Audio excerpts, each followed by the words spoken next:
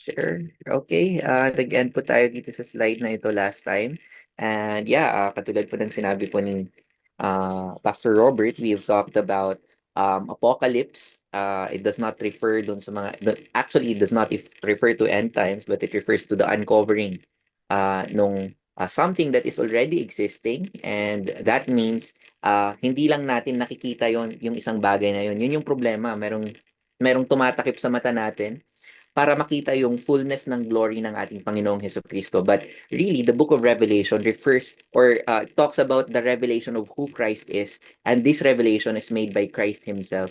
At gusto kong iulit-ulit yon at bigyan ng emphasis na sa lahat ng pagbabasa natin, sana makita natin ang Panginoong Jesus sa lahat ng mga ito. All the symbols, yung mga bagay na sinulat ni John sa aklat na ito, and yes, even those symbols referring to yung mga imageries concerning the future na naisulat. Yung mga bagay na ito ay nais tayong ituro doon sa eternal glory ng ating Panginoong Jesus. And na kahit na yung mga events na mangyayari in the future, na hindi pa nangyayari ngayon at mangyayari pa lamang in the end times, they all point out or they all point us and shout, in fact, Jesus Christ as the victor, na siya ang Diyos, siya ang nagmamay-ari ng lahat ng kapangyarihan, all dominion, all authority, lahat ng kaharian sa mundo, lahat ng authority in heaven and on earth, they all belong to Him. Hindi lamang sa isang panahon, kung hindi throughout or all eternity. Magpakailanman ang Panginoong Jesus, yung kanyang gloria, yung central aspect ng kanyang revelation. And so, it is revelation of Christ made by Christ. And we also talk about the three-part structure ng Book of Revelation. Ngayon, natapos na tayo dun sa first part. The things that you have seen. Sulat mo ito, sabi ni Jesus kay John, Apostle John, nung nagpakita siya sa island of Patmos. Isulat mo ito. Nakita ni Apostle John yung image ng Son of Man in His eternal glory na nasa gitna ng 7 golden lampstands. At para mabigyan lang ng context yung iba na who might not be here last time. At yung mga lampstands na yon, they represent yung 7 churches ng Asia Minor, who is the direct and immediate recipient ng Book of Revelation. At yung 7 churches mentioned here, take note, iba-iba yung kanilang sitwasyon, iba-iba yung kanilang maturity, iba-iba yung pinagdadaanan nila, pero pare-parehas silang sinusustain at pinoprotektahan ng Diyos. Walang pinapabura ng Panginoon, ano? Yung proteksyon at pagkalinga ng Panginoon, hindi siya nakasalalay dun sa katapatan ng tao o katapatan ng simbahan, kung hindi nakasalalay lamang ito sa katapatan ng ating Panginoon at sa kadakilaan ng Bye. ating Diyos. Now, we go in the second part of the letter. The second part ng Book of Revelation, and that is the letter to the 7 churches. Yung number 7, it is actually very symbolic. Not only on the Book of Revelation, although very prevalent siya sa Book of Revelation, but on the entire Bible as a whole, it represents completeness sa entire Hebrew literature. Kung nababanggit every time yung book, yung number na 7, it represents completeness or perfection. For instance, nung lumikha ang Panginoon, when God created the heavens and earth and everything that we have right now, He completed the creation in 6 days. And on the seventh day, nagpahinga siya. So it is a number of completion and of divine rest. Other examples in Matthew, nung tinanong ni Peter si Jesus, sabi niya, how many times should I forgive my brother who has sinned against me? Sabi niya, forgive him.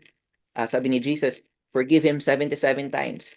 So, hindi ibig sabihin na yung pang 78 ay sumusobra na sasabihin mo, but rather it represents infinite forgiveness. So, yung number na 7 dito sa second part, it represents completeness in terms dun sa state ng church. And it means na yung message towards the church, it does not only refer to them, but rather it also refers to the complete church as a whole. So package to. So kahit nasabihin natin na merong 7 churches na nabanggit dito, pero symbolically, yung letters ng ating Panginoong Hesus sa 7 churches, it also applies to us today. And makikita natin noon, we can really relate to the situation of these churches. Not only yung letters na to not only intended for the churches in John's time, but also it is also a message that can speak directly to us. And I think as we go one by one, we'll be able to see yung situation nila ay hindi talaga nalalayo sa atin. Some of them have very similar situations uh, katulad sa atin ngayon. So, para sa atin din itong mga bagay na to, maaari nating makita yung kalagayan ng bawat isa dun sa 7 churches na ito at pati na rin yung kalagayan natin sa ating on a personal level, sa ating sariling walk with the Lord by looking at their situation or circumstances. So, we go to the second part and yung una is the things that you have seen, the things that are. So, right here, John delivers uh, message or letters towards the 7 churches. At ito, tinitignan niya yung state ng church, yung kabuuan ng church as a whole. So kung titignan natin yung mga liham na ito, yung mga letters na ito, they actually, yung letters sa 7 churches, meron silang pagkakatulad sa structure. They follow this particular structure. Una, there's an address to a particular congregation. Babanggitin ni Jesus kung sino yung kinakausap niya. And then there's an introduction of Jesus. Paiba-iba yung paggamit ni Jesus ng pag-introduce niya sa kanyang sarili dito. And naaakma siya dun sa sitwasyon ng bawat churches na kanyang kakausapin through the letter. And also there's a statement regarding the condition of the church. There's a verdict from Jesus regarding the condition of the church. There's a command from Jesus to the church. There's a general exhortation to all Christians. And lastly, mayroong promise of reward. So ito yung structure na makikita natin dun sa seven na letters. Dun sa 7 na churches. Ngayon, punta tayo dun sa first, the letter to the Ephesus. Sige, we read it first. Revelation sa Revelation chapter 2 verses 2 to 7, I know your deeds. This is the letter to the Ephesus. I know your deeds and your toil and perseverance, that you cannot tolerate evil men. And you put to the test those who call themselves apostles, and they are they are not, and found them to be false. And you have perseverance and endured for my name's sake, and you have not grown weary. Wow. But I have this against you, that you have left your first love. Therefore remember from where you have fallen, and repent and do the deed that you did at first, or else I am coming to you, and I will remove you from your lampstand, or I will remove your lampstand out of its place, unless you repent. Yet, this you do have, that you hate the deeds of the Nicolaitans, which I also hate. He who has ear, let him hear what the Spirit says to the churches. To him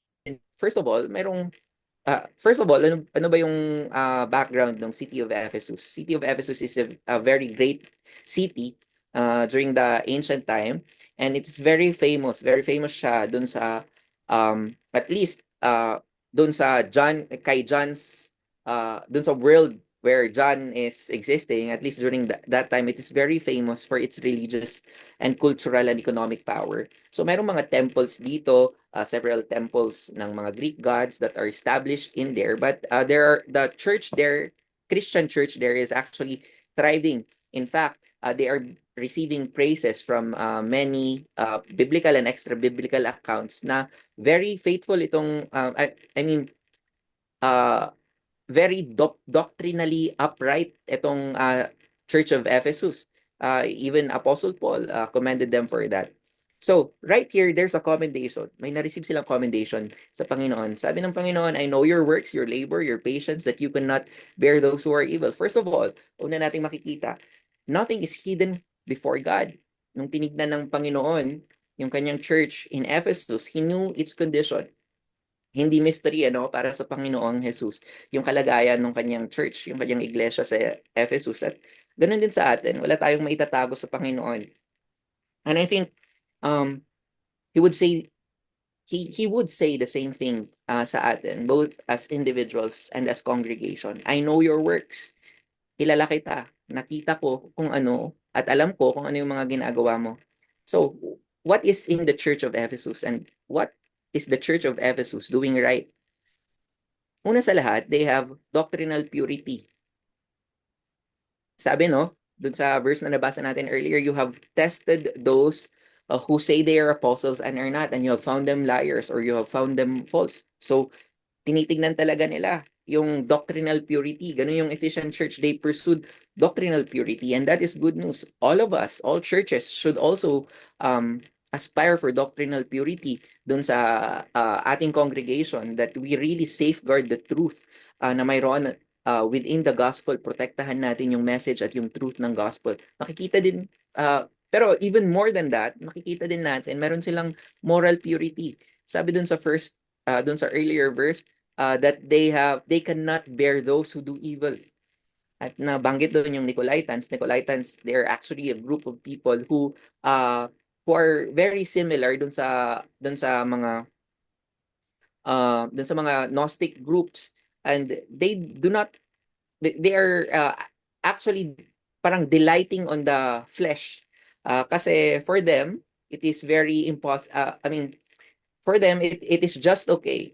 The physical is evil. The physical, yung physical material being natin is very evil. At yung spirit, yun lang yung good. And therefore, since nasa physical manifestation naman tayo ng ating katawan, wala tayong pwedeng magawa para takbuhan yung evil nature ng ating katawan. Therefore, just gawin mo na lang kung anong gusto mo, 'di ba? Habang nabubuhay ka. Parang ganun yung idea nila, yung mga Nicolaitans. So, they just do whatever pleases them. And so, they do evil things.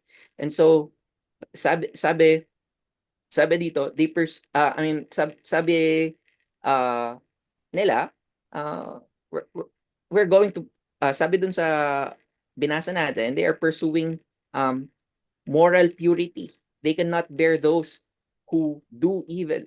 Sabi dun sa verse, they cannot bear those who do evil. So, ano pa makikita natin? Meron din silang perseverance, meron silang patience. They did not become weary. Sabi, hindi sila napagod. You have persevered and have patience and have labored for my name's sake, and you have not become weary. So, right here we can see the Ephesian church continued doing these things. Yung doctrinal purity, they continue to pursue that. They continue to pursue moral purity without becoming weary. Hindi sila tumigil. Masigasig sila, wala silang pagod, pagmamatsyag, both on doctrine and on conduct. And there's nothing wrong with that. We should all strive for that, na magkaroon tayo ng ganong bagay dun sa ating mga simbahan. And how I wish all churches.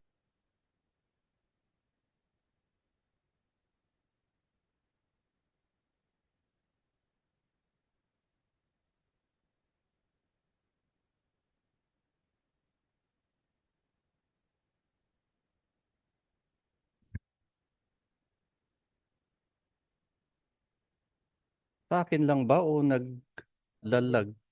Naglalag? Wala si Pas po. Nawala si Pas Eds po. Oo nga eh. Naglalag sila. Tingnan natin. Baka na naman dead bat.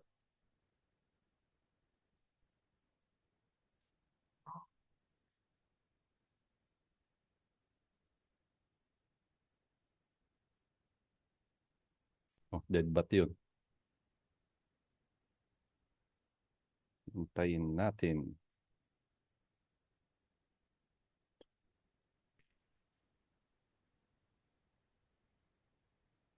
So we go back dun sa ating discussion earlier.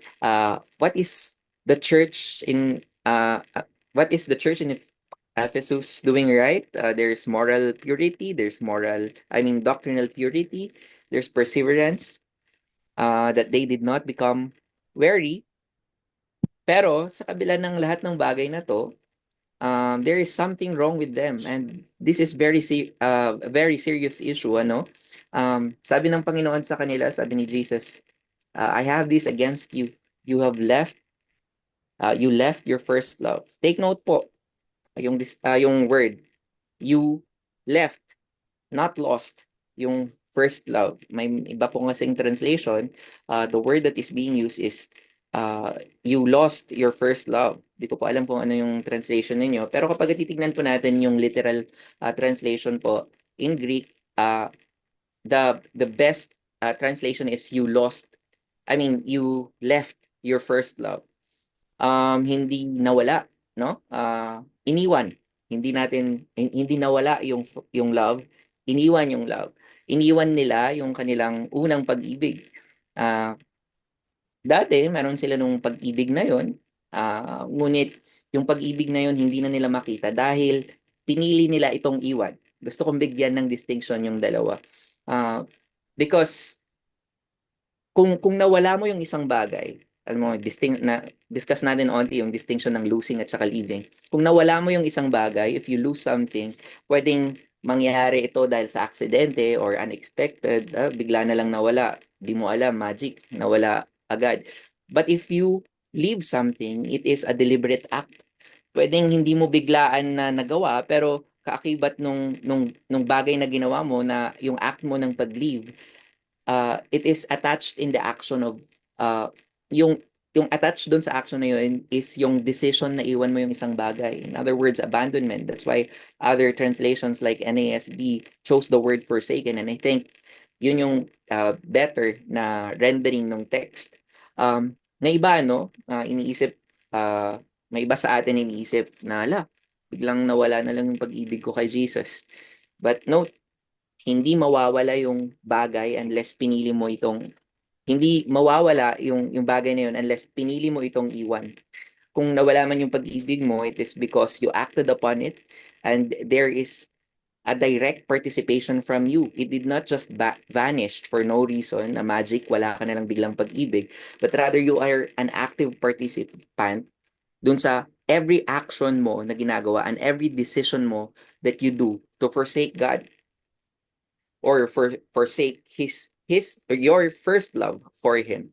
Going back dun sa Ephesian church, even though they had left their first love, everything looked great on the outside.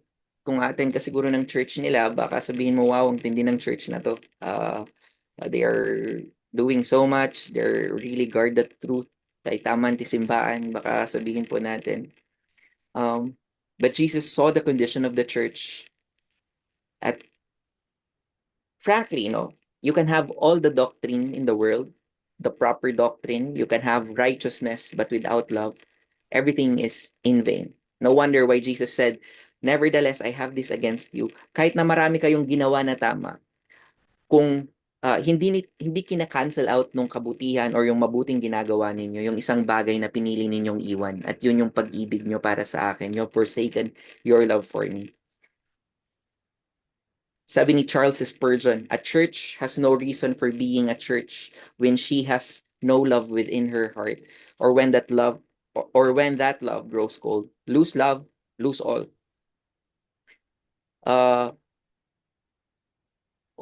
What particular love is being talked about here?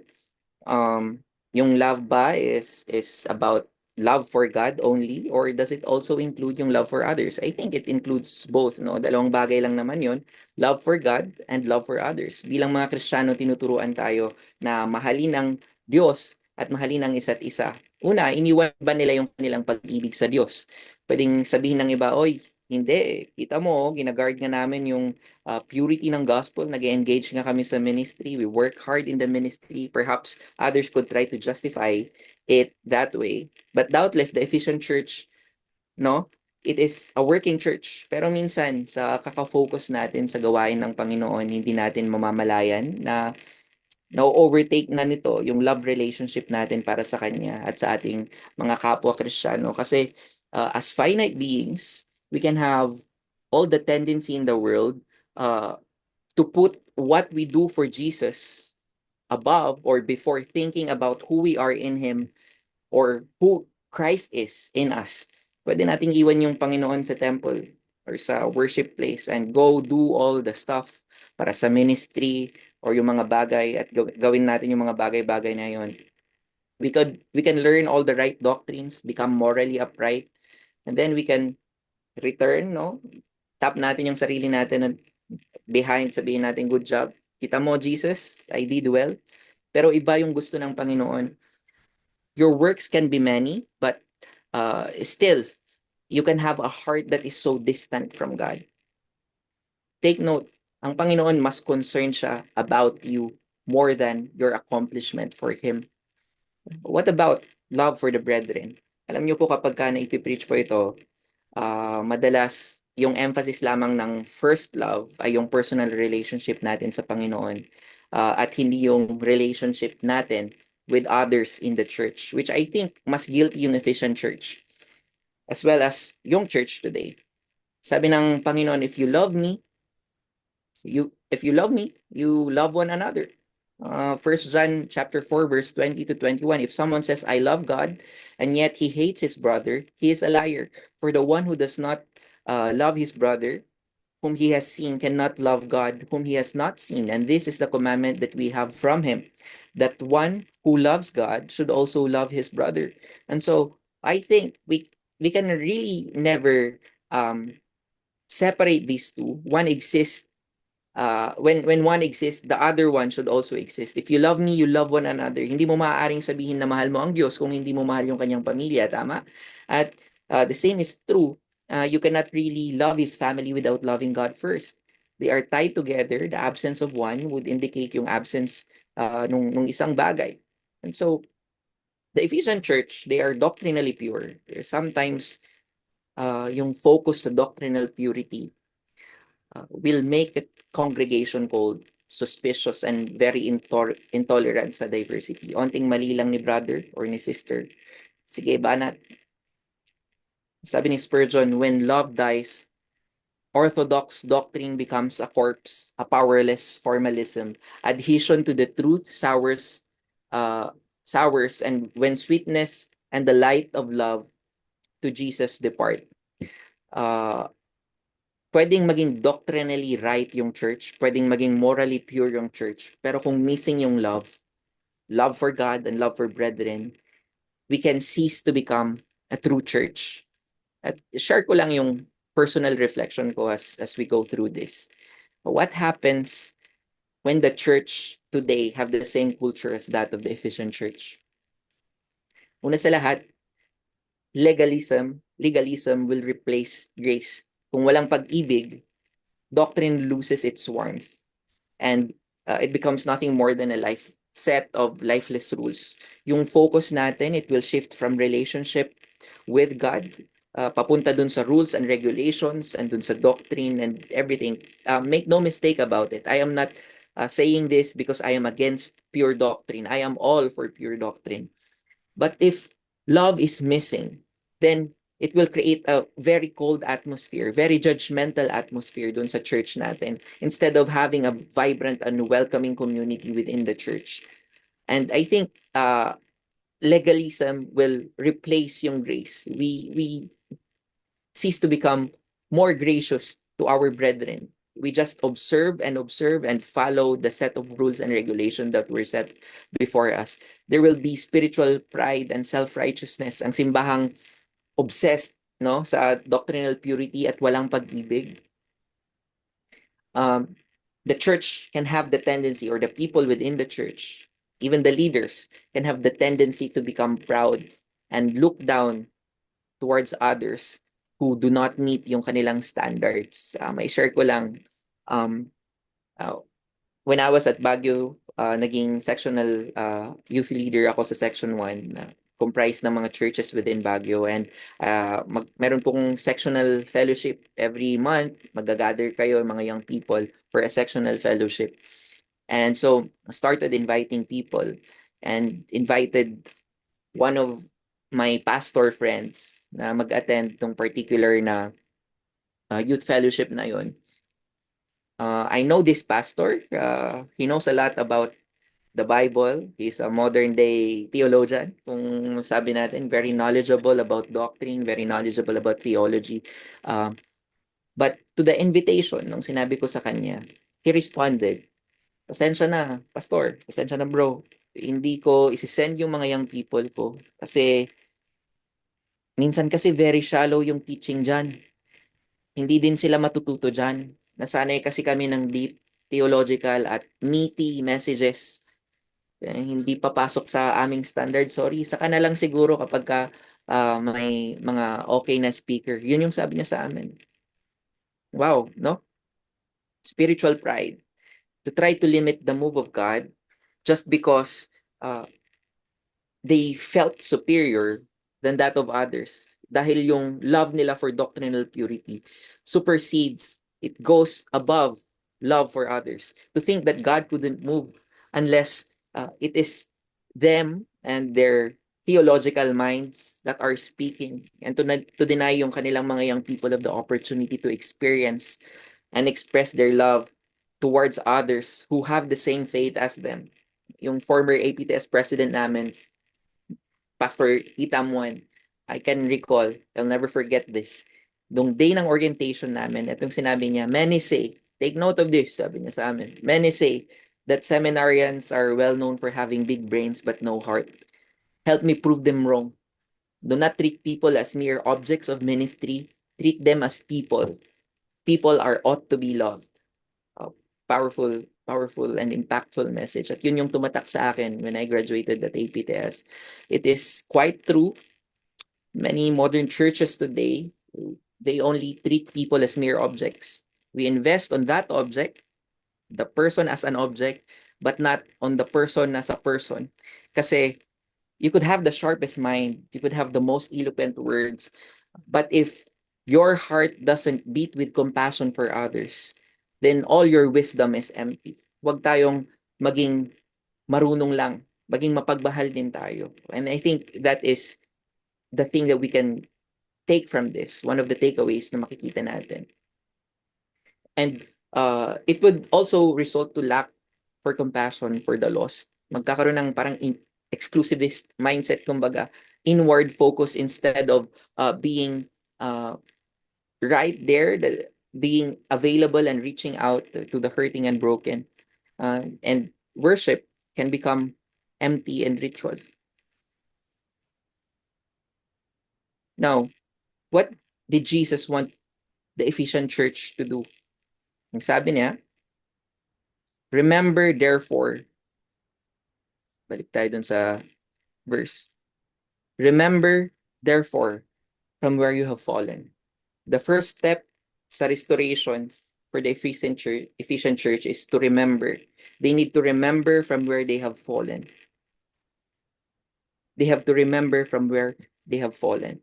And one good thing that we can say about leaving something is you will be able to remember where to go back if you want to regain possession of that thing that you just left. Unlike kapag ka nawala mo bigla, di mo alam kung minsan kung saan mo hahanapin. But if you leave something, you will know and you will be able to reevaluate your heart and your walk and what you have done. And so, remembering where they used to be when they are so in love with the Lord, when they are so in love with others, yung love nila para sa Panginoong Jesus at yung love nila para sa kapwa. And they were also commanded to repent, to remember where they have fallen, to repent, and then to do the first works. This means that they must go back dun sa basic nila. What are the first works na ito? Remember the time na you used to spend more time in the Word of God. Remember the time that you used to pray para sa Panginoon. You used to pray sa Panginoon. The time that you used to be joyful whenever you are around other Christians. When you were excited telling others about Jesus Christ. Remember all those things. Remember the basic. Or else, merong warning na iniwan. I will come to you quickly and remove your lampstand from its place. Nagbigay ng warning ang Panginoon, unless they repent, He will remove their light and His presence in the church. At kung natanggal yung lampstand, they could continue to be an organization, sure, but no longer as a church that exalts and glorifies Jesus Christ. I hope and I pray, and I know that the church in Gulf will not become like that, na magiging very ma-highlight yung formalism at orthodoxy, but rather Gulf Church will be filled with love. And frankly, the church was never meant to just simply defend yung katotohanan or uphold doctrinal purity or shape righteous lives. Its highest purpose is to love God and to enjoy Him forever. And by doing so, to love others and to love them, not just to love them, but rather to love them truly, to love them deeply, to love them sacrificially, the same way that Christ has loved them. Lagi po nating tandaan yung balance ng truth at ng love. Very essential yan sa simbahan. Truth keeps us grounded, but love keeps us alive. Sabi nga po ni Warren Wiersbe, truth without love is brutality, but love without truth is hypocrisy. Minsan iniisip natin as long as our ideas are philosophically or theologically true, as long as we are fighting for what we know is right, then we can share them in a way that can be offensive to others or divisive or can be hurtful towards others. And so yung pagiging tama, sometimes it supersedes or it becomes more important than showing love or reaching out to others or understanding others. Now, hindi ko po sinasabi na you shouldn't speak the truth. Kasi alam naman po natin that love without truth, then naman, it's empty. And that's not what I meant at all. But let's not, I hope, we will not be put in the trap na inaakala natin that truth comes at the expense of love or vice versa. They both exist together in terms of our Christian conduct. And so that's the letter of Jesus towards the Church of Ephesus. Now we move on dun sa letter niya sa Smyrna. So, yung Smyrna naman, una sa lahat, bigyan muna natin ng short background. Smyrna is a very large and beautiful and proud city. Siya yung sentro ng learning during those earlier time, and according to some scholars, it is dubbed on the ancient days as the glory of Asia. Kaya very very rich ito in terms of culture at very prosperous actually itong city na ito. Pero isa sa mga characteristic na mayroon sila during that time, yung city na ito follows emperor worship. And emperor worship meaning worship nila yung kanilang emperor. In fact, required sa mga tao na magsindi ka ng incense pag pumunta ka sa temple at isusulat mo dun sa baba ng incense na yon, Dominus et Deus Kaiser Domitian. Ibig sabihin, Lord and God Domitian. Kaiser o Caesar Domitian. During this time, si Domitian yung emperor at nire-require niya lahat ng mga tao in the Greco-Roman society, nire-require niya during his reign maging compulsory, particularly dito sa area ng Smyrna, na pag pumunta sila sa temple, magsindi sila ng incense sa kanyang pangalan to worship him. Now, makikita natin dito, what did Jesus know about Smyrna? Sabi niya, I know your works, your tribulation and poverty, but you are rich, and I know the blasphemy of those who say they are Jews and are not, but are a synagogue of Satan. So what are they experiencing during this time? No? Katulad ng church sa Ephesus, sinabi din ni Jesus na alam niya kung anong nangyayari sa kanila, hindi na at one glance nakita ng Panginoon kung ano yung kanilang sitwasyon. Nakita niya yung pinagdadaanan nila at yung ginagawa nila para sa Panginoon. And first thing nung kinarakterize ng Panginoon, there is tribulation and there is persecution and then there is poverty na pinagdaraanan nila. Pinapersecute po sila. Why? Dahil sa kanilang pananampalataya sa Panginoon. Christians during this time, they will not light an incense under kapag hindi po sila nag-light ng incense under Domitian's name, yung mga Kristiyano sa Smyrna, they will be harassed, they will be accused, they will be beat down. Napakahirap po maging Kristiyano during this time. And there is poverty that is taking place. take note according to to history, according dun sa background ng Smyrna, very prosperous yung city. Pero yung mga Kristiyano doon, sobrang hirap. They are the poor, among the poorest of the poor.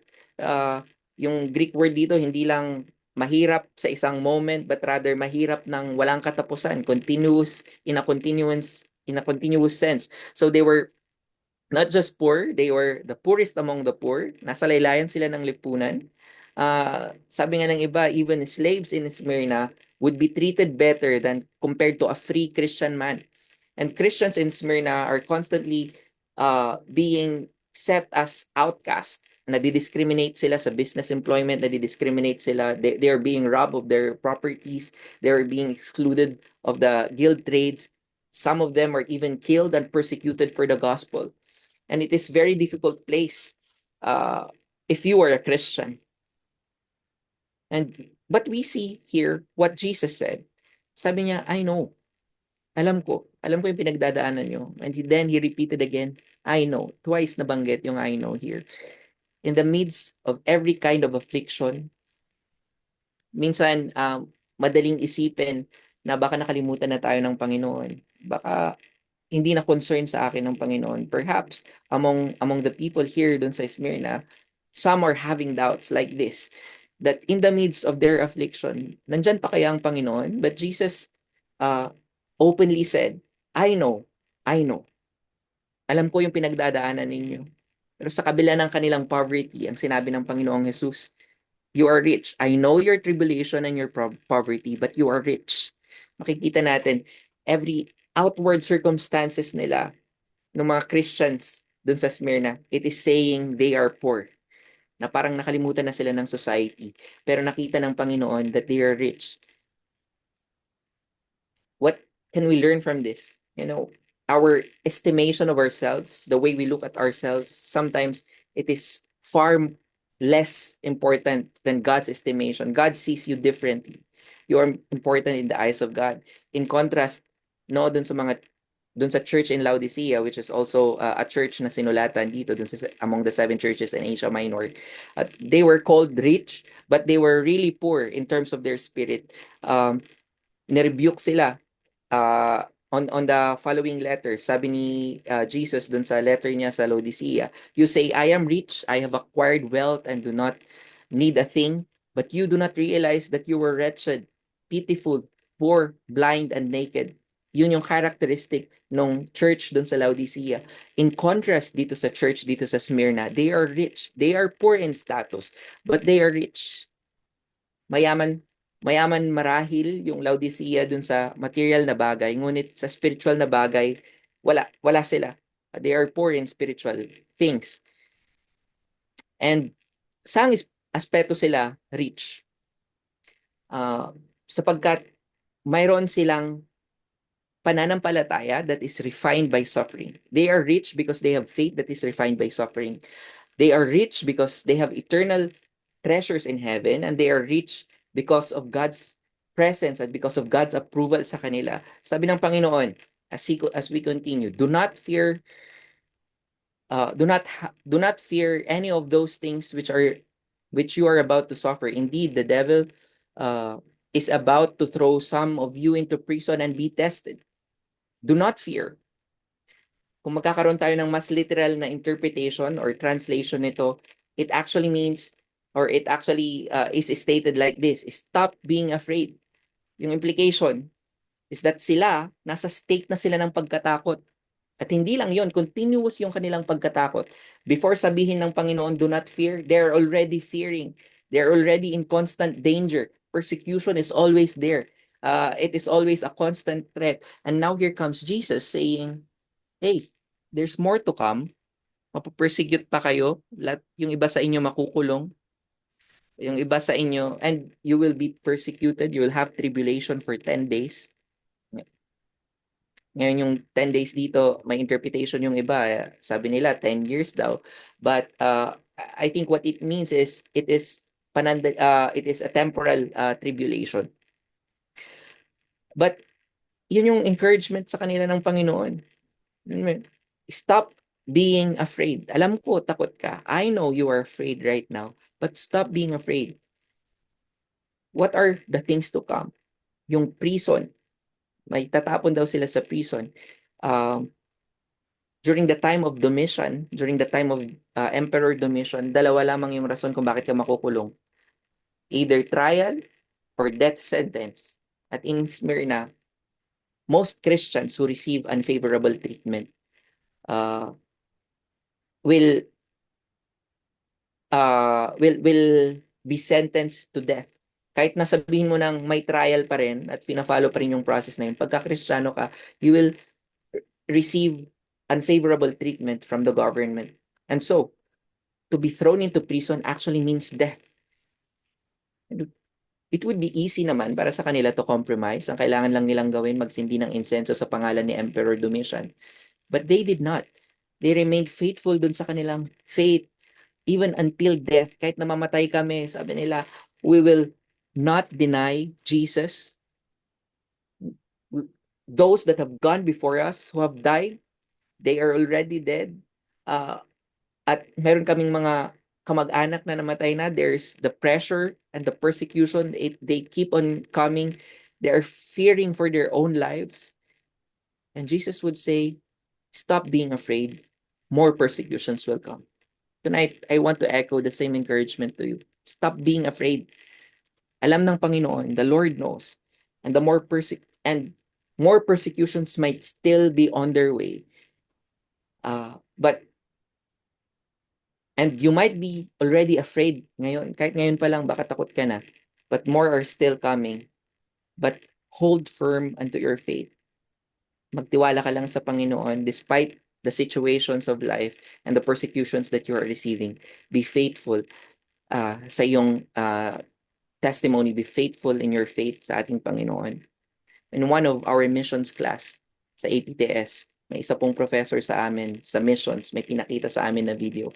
It is a very bothersome video. Pero before niya ipakita sa amin, sabi niya, this video is very bothering, but when it bothers you, I hope it bothers you in a very positive way. Raw footage po yung pinakita niya. Recording siya ng Christian missionary family.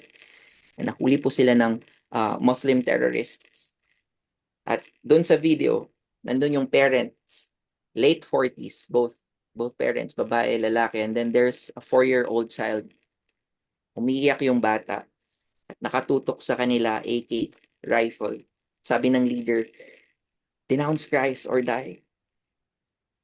Then the father responded, sabi niya, I pray that you will set my family free, but Jesus is Lord. I'm sorry, Jesus is Lord.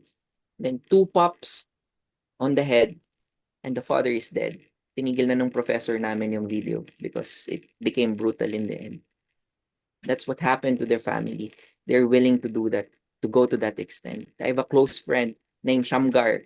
Yung father niya sinaksak 17 times. A former Buddhist monk na naging Christian at naging pastor. Pumunta dun sa room nila, yung mga Buddhists, sinaksak siya ng 17 times hanggang sa mamatay sa harapan ng mag-ina niya. Same room, nandun, same na kama na tinutulugan nila. And Shamgar watched his father die at 8 years old. Ginawa nila yun para pigilan yung progress ng Christianity dun sa village nila. Sinunog nila yung mga Bibles, pinagsisisira nila yung simbahan. But now, it is one of the biggest Christian churches sa Sri Lanka. His mother actually continued yung legacy na naiwan ng kanyang tatay. Persecution. And yet, there is glory at the end. What persecutions do you experience today?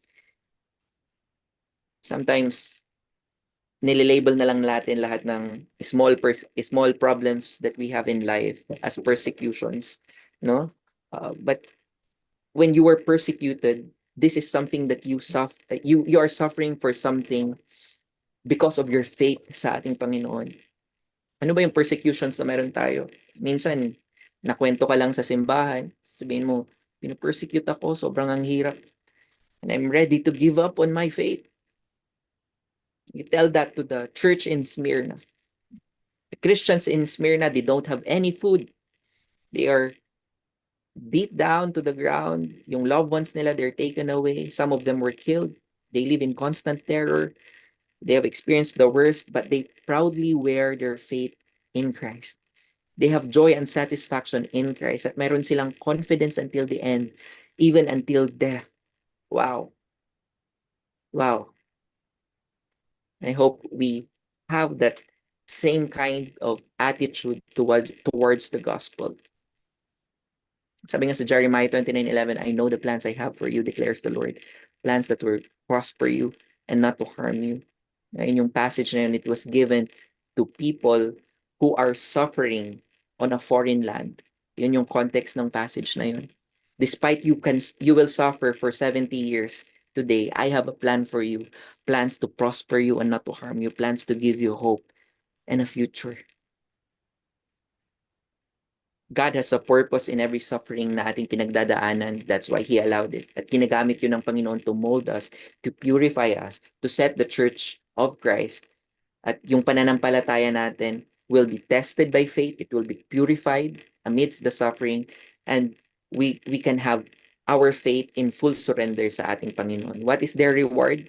Their reward will be crown of life, more glorious than any other crowns that they have ever received.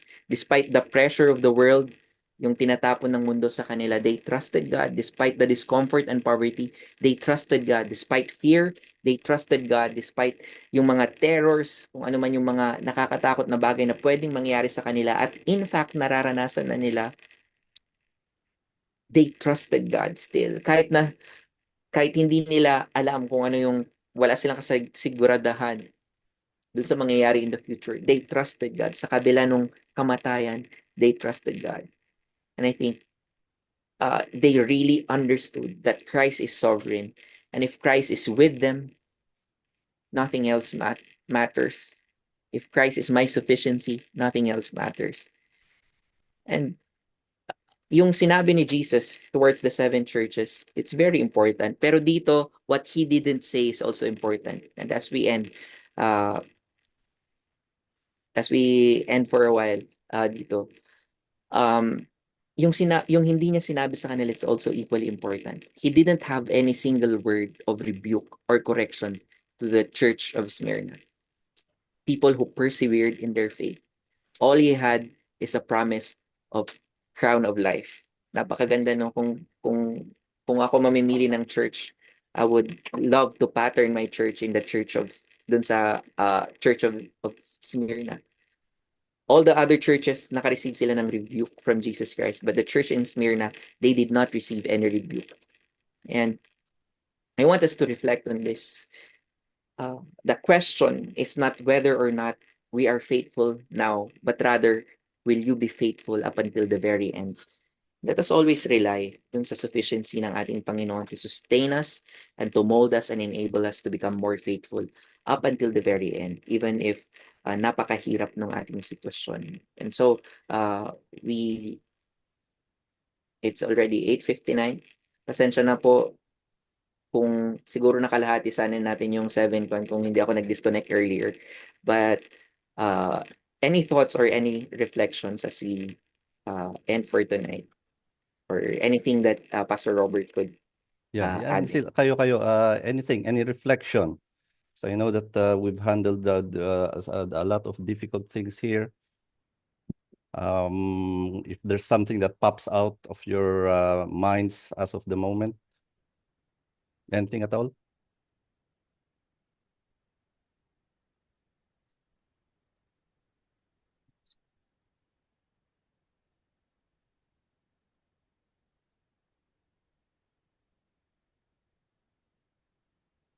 Ayan, 2 churches lang yan out of the 7 that we've discussed. And indeed, hindi pwede nating i-isolate yung mga churches na nangyari yan noon. Because we are being pushed to be able to adhere to what the church was before, na yung purity ng thoughts nila. That's why there is that Puritan convention that has happened, to go back to the Word of God, to the patterns of the church. Now, isa na paulit-ulit na nababanggit sa mga iba't ibang mga ministries, iba't ibang mga ministries natin is yung sinabi kanina na left your first love. Na sometimes we are so much ingrained on the business of our ministry that we fail to flourish our relationship to Him who gave us that ministry.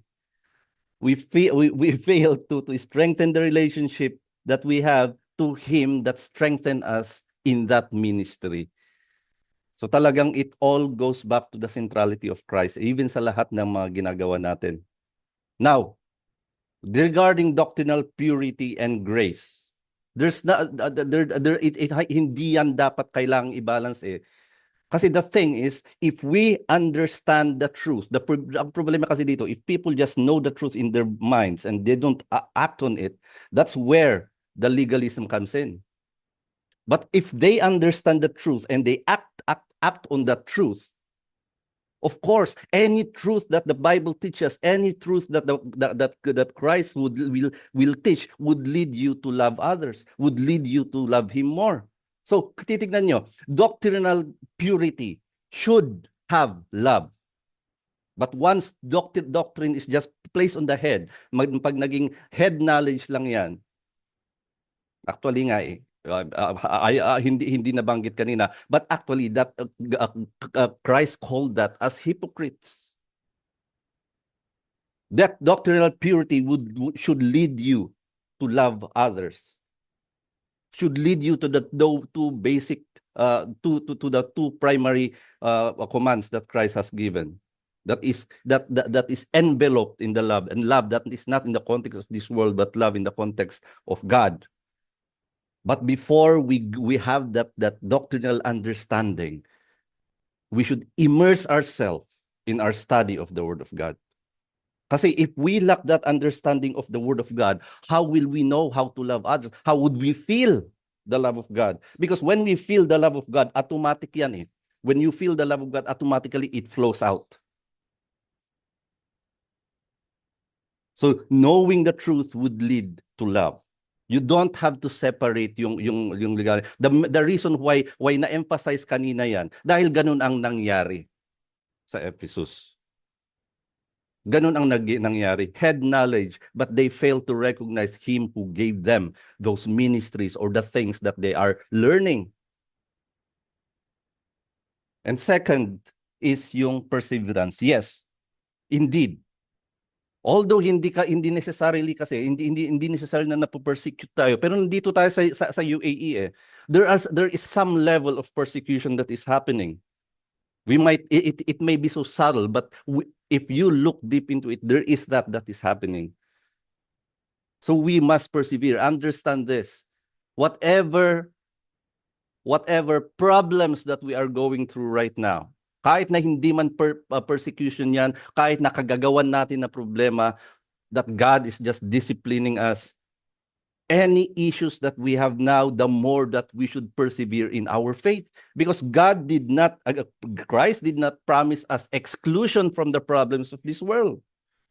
But rather, what He promised us is something better, that through these issues and problems, He will be with us.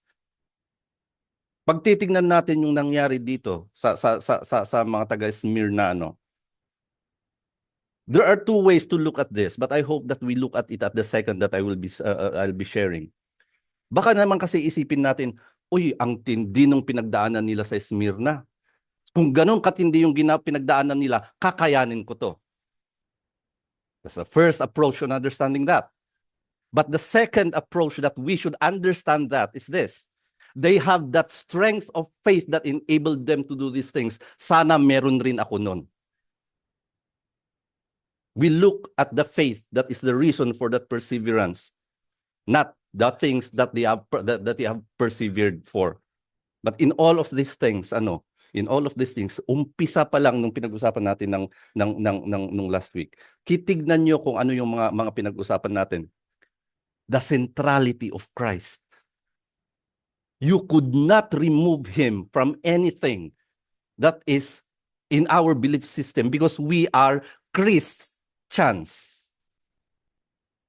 The centrality of Christ in everything. Because once we lose that focus on the cross, we lose, or we decide to leave our first love. That's the point of that. So the centrality of Christ in everything. So we persevere through these things, the issues that we are facing, focusing on the cross of Christ.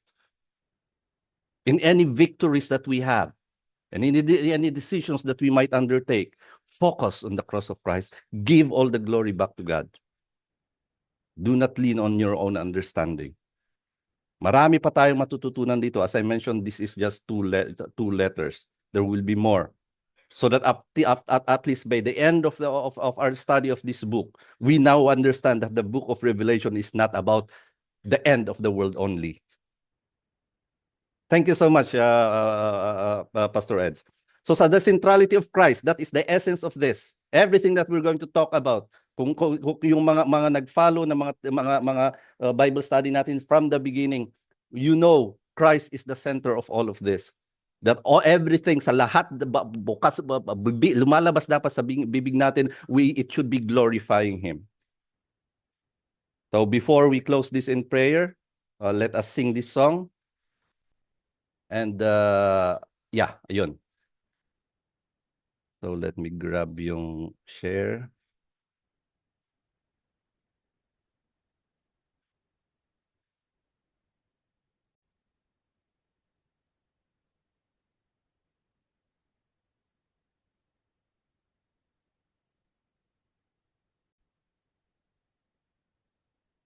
Kantayin natin to. May end my recording.